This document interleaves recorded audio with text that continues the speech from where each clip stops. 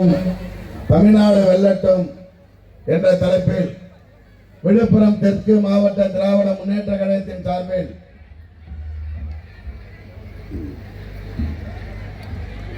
நடைபெறுகிற இந்த மாபெரும் பொதுக்கூட்டத்துடைய தலைவர் என்னுடைய அருமை நண்பர் ஆற்றல் மிக்க செயல் வீரர் டாக்டர் பொன் கௌதமி சிகாமணி அவர்களே, எனக்கு முன்னாலே வரவேற்புரையாற்றிய மாவட்ட கழகத்துடைய அவைத்தலைவர் அண்ணன் ஜெயச்சந்திரன் அவர்களே, இங்கே சிறப்புரை ஆற்றுவதற்காக வருகை தந்திருக்கூடிய விழுப்புரம் மாவட்டத்துடைய விடிவெள்ளி கழகத்துடைய துணை பொதுச் செயலாளர் அண்ணன் பேராசிரியர் அவர்களே, கழகத்துடைய கொள்கை பரப்பு குழு செயலாளர் பேராசிரியர் அண்ணன் ஆர்டி சபாபதி மோகன் அவர்களே, ஒன்றுபட்ட காணை விக்கிரவாண்டி ஒன்றிய கழகத்துடைய செயலாளர்களே, நிர்வாகிகளே, அனைத்து அணி அமைப்பாளர்களே, வருகை தந்திருக்கிற தாய்மார்களே, பெரியோர்களே, கிளைக்கழக செயலாளர்களே, இளைஞரணி தம்பிமார்களே, உள்ளாட்சி அமைப்புகளின் பிரதிநிதிகளே, இறுதியாக நன்றி உரையாற்ற இருக்கிற நம்முடைய கோழியனூர் விக்கிரவாண்டி மத்திய ஒன்றிய செயலாளர் ஜெயபால் அவர்களே, விக்கிரவாண்டி கிழக்கு ஒன்றிய செயலாளர் அண்ணன் ஜெய ரவிதுரை அவர்களே, விக்கிரவாண்டி மேற்கு ஒன்றிய செயலாளர் அண்ணன் மேம்பி ரவி அவர்களே, கோழியனூர் ஒன்றிய செயலாளர் அண்ணன் மும்மூர்த்தி அவர்களே, காணை தெற்கு ஒன்றிய செயலாளர் முன்னாள் பெருந்தலைவர் அருமை நண்பர் கல்பட் ராஜா அவர்களே, காணை வடக்கு ஒன்றிய செயலாளர் திட்டக்குழு உறுப்பினர் நல்லாபாளையம் முருகன் அவர்களே, காணை மத்திய ஒன்றிய செயலாளர் அண்ணன் ஆர்பி முருகன் அவர்களே, விக்கிரவாண்டி நகர செயலாளர் அண்ணன் நைனா முகமது அவர்களே, விக்கிரவாண்டி பேரூர் செயலாளர் தலைமை செயற்குழு உறுப்பினர் அண்ணன் அப்துல் சலாம் அவர்களே, விக்கிரவாண்டி ஒன்றிய பெருந்தலைவர் சகோதரி சங்கீதா அரசி அவர்களே, காணை ஒன்றிய பெருந்தலைவர் அன்னியார் கலைச்செல்வி அவர்களே, உதவி ஒன்றிய துணை பெருந்தலைவர் ஜீவிதா ரவி அவர்களே, வீரராகவன் அவர்களே, மற்றும் உள்ள நிர்வாகிகளே, உங்கள் அனைவருக்கும் வணக்கம். இங்கே தமிழ்நாடு முழுக்க ஸ்டாலின் வெல்லட்டும், ஸ்டாலின் தொடரட்டும், தமிழ்நாடு வெல்லட்டும் என்ற தலைப்பில் ஒவ்வொரு தொகுதியாக பொதுக்கூட்டங்களை மிக பிரமாண்டமான அளவிற்கு தலைமை கழகத்தால் அறிவிக்கப்பட்டு ஒன்றுபட்ட தென்னார்காடு மாவட்டத்துடைய மண்ணின் மைந்தர் நம்முடைய விழுப்புரம் மாவட்டத்துடைய விடிவெள்ளி, நான் எப்பொழுதும் மதிப்பிற்கும் மரியாதைக்கும் போற்றுவதற்குரிய பேராசிரியர் என்று அழைப்பது என்னுடைய வழக்கம்.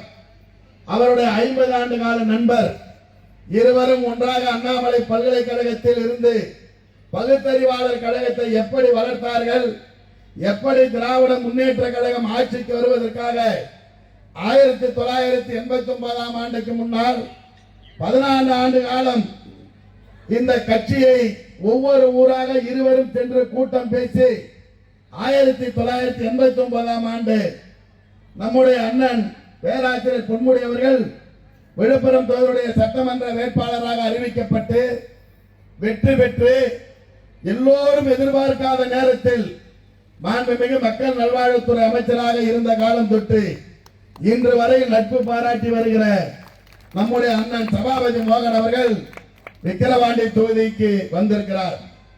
அவர் இங்கே இருக்கிற பல பேருக்கு சொந்தக்காரர். ஆனால் அதெல்லாம் விட நம்ம அமைச்சருக்கு தான் அவர் விசுவாசமாக இருப்பார்.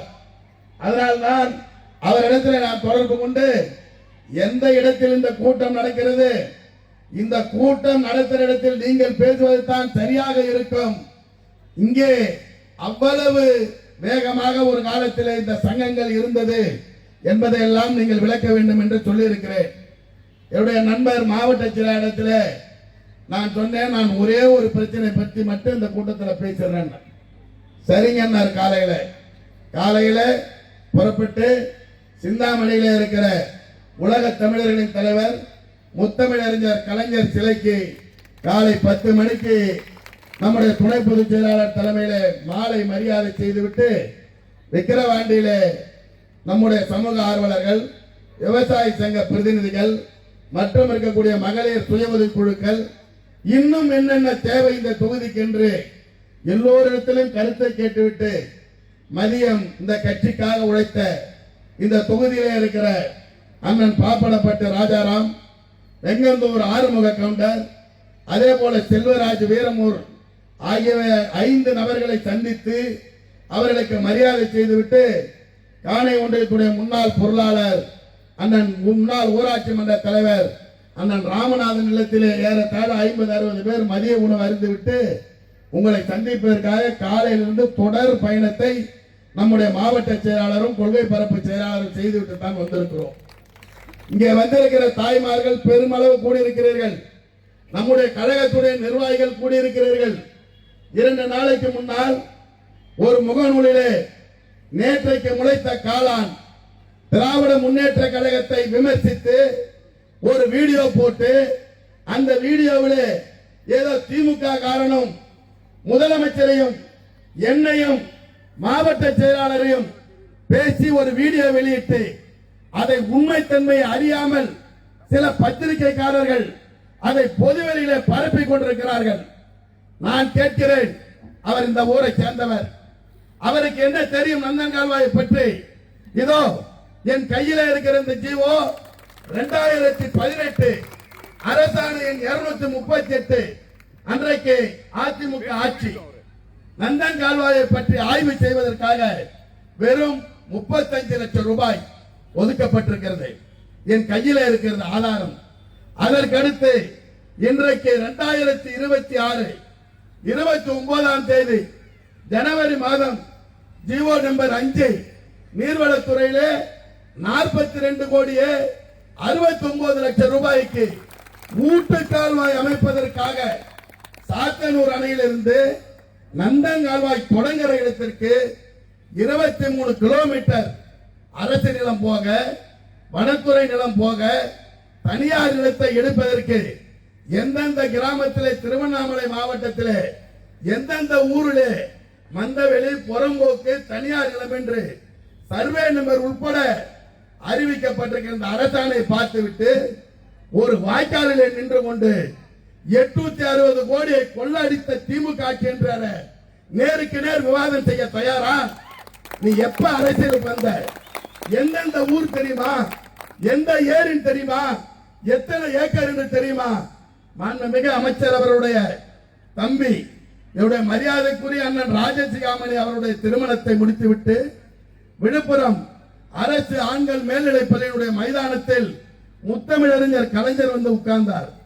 அன்றைக்கு ஒன்றுபட்ட தென்னார்காடு மாவட்டம் தேவேந்திரநாத் சாரங்கி கலெக்டர், அன்றைக்கு அமைச்சரும் அன்றைக்கு இருந்த மாவட்ட செயலாளர், நான் சொல்வதிலே தப்பாக எடுத்துக்கொள்ள மாட்டார் அமைச்சர் அண்ணன் செஞ்சார் அவர்களும், அன்றைக்கு இருந்த கண்டமங்கலம் சட்டமன்ற உறுப்பினர் அண்ணன் அழகுவேல் அவர்களும், அன்றைக்கு இருந்த முகையூர் தொகுதி சட்டமன்ற உறுப்பினர்களும் மேடையிலே போய் கேட்டார்கள்.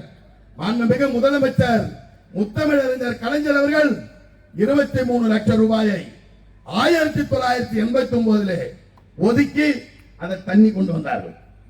அது சோகுப்பம் ஏரியிலிருந்து பனமலை ஏரிக்கு தலைகீழ தண்ணி வரும். திட்டத்துடைய நோக்கம் என்ன? திட்டத்தை பற்றி தெரியாமல் நேற்று வரல நீ எங்க இருந்த, இன்னைக்கு எவனோ எழுதி கொடுத்தான், நீ பேமஸ் ஆகணும்னு முதலமைச்சரை பேசுகிற உன்னுடைய வாயை நீ அடக்கிக் கொள்ள வேண்டும். ஏதோ விக்கிரவாண்டி தொகுதியில் அந்த கட்டணம் திறக்கல இந்த கட்டணம் திறக்கல பேசுறிய, எத்தனை கட்டணங்கள் திறந்திருக்கிறது என்பதை இன்னொரு மேடை போட்டு நான் பேச தயாராக இருக்கிறேன். இதுதான் உனக்கு கடைசி எச்சரிக்கை. இந்த ஊரிலே நீ எப்படி இருந்தாய், எப்படி இருக்கிறாய், உனக்கு யார் சொல்லி கொடுக்கிறார்கள் என்று எனக்கு தெரியும். இதோடு நீ அடக்கிக் கொள்ள வேண்டும் என்பதை உங்கள் சார்பாக நான் தெரிவித்துக் கொள்கிறேன். முதல்ல திமுக காரனை பற்றி பேசினா இப்படித்தான் பேசுவேன், அவன் தான் பேசுவேன். என்னை பொறுத்தவரையில் இந்த கட்சி தான் எனக்கு உயிர். என் தலைவனை பேசுறவனை பார்த்து நான் அவர்களே இவர்களே பேசினா அந்த பதவியே எனக்கு பேசல. அடுத்த முறை இதை விட கேவலமா பேசுவேன். திருந்து அல்லது திருத்தப்படுவாய். நன்றி, வணக்கம்.